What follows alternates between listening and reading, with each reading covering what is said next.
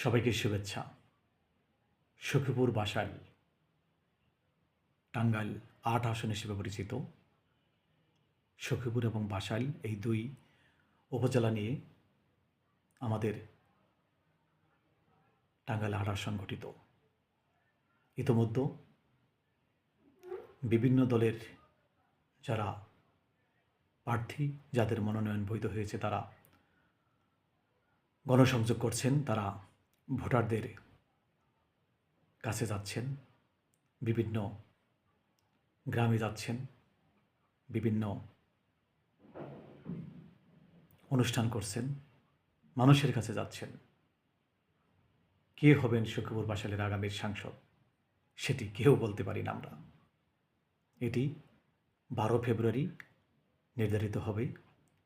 সখীপুর বাসাইলের মানুষ কাকে ভোট দেবেন, যাকে মহান আল্লাহ লিখে রেখেছেন সেবক হিসেবে, এই সংসদীয় আসনের সাংসদ হিসেবে, তিনি আমাদের টাঙ্গাইল ৮ আসনের প্রতিনিধি হবেন। 12 ফেব্রুয়ারি ত্রয়োদশ জাতীয় সংসদ নির্বাচন। সখীপুর বাসাইল থেকে বিএনপি থেকে প্রার্থী হয়েছেন অ্যাডভোকেট আহমেদ আজম খান সাহেব। স্বতন্ত্র প্রার্থী হয়েছেন একজন শিল্পপতি সালাউদ্দিন আলমগীর। বাংলাদেশ জামাত ইসলাম থেকে প্রার্থী হয়েছেন সখীপুর বাসাইলে অধ্যাপক শফিকুল ইসলাম খান সাহেব। জাতীয় পার্টি থেকে প্রার্থী হয়েছেন, সবাই আশা করেন যে তারা বিজয়ী হবেন, কিন্তু বিজয়ী হবেন একজন। কে বিজয়ী হবেন সেটি নির্ধারণ করবে সখীপুর বাসাইলের লাখ লাখ ভোটাররা। ততদিন আমরা অপেক্ষায় থাকব। তবে এটুকু চাই, একজন ভালো মানুষ যাকে দিয়ে আমাদের সখীপুর বাসাইলের উন্নয়ন হবে, পরিচ্ছন্ন মানুষ, তিনি যেন আমাদের সাংসদ হন।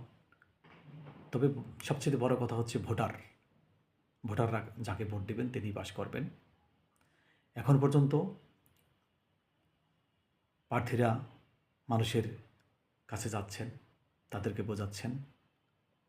আরও যত দিন গণিয়ে আসবে এটা আরও বেশি করে হবে। আমরা চাই সখীপুর বাসাইলে শান্তি বজায় থাকুক।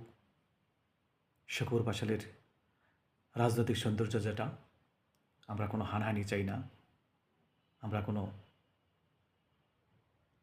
মারামারি চাই না, সংঘাত চাই না। সুন্দর একটি পরিবেশ চাই। সুন্দর পরিবেশে সেখানে ইলেকশন হোক। তারপর 12 ফেব্রুয়ারি ভোটেই নির্ধারণ হবে যে কে হচ্ছেন সখীপুর বাসাইলের আগামীর সাংসদ। ততদিনে নির্বাচন নিয়ে প্রচারণা আরও জমে উঠবে। আমরা অপেক্ষায় থাকি। সবাইকে শুভেচ্ছা। ভালো থাকুক বাংলাদেশ, ভালো থাকুক আমাদের সখীপুর বাসাইলের মানুষ। শুভেচ্ছা সবাইকে।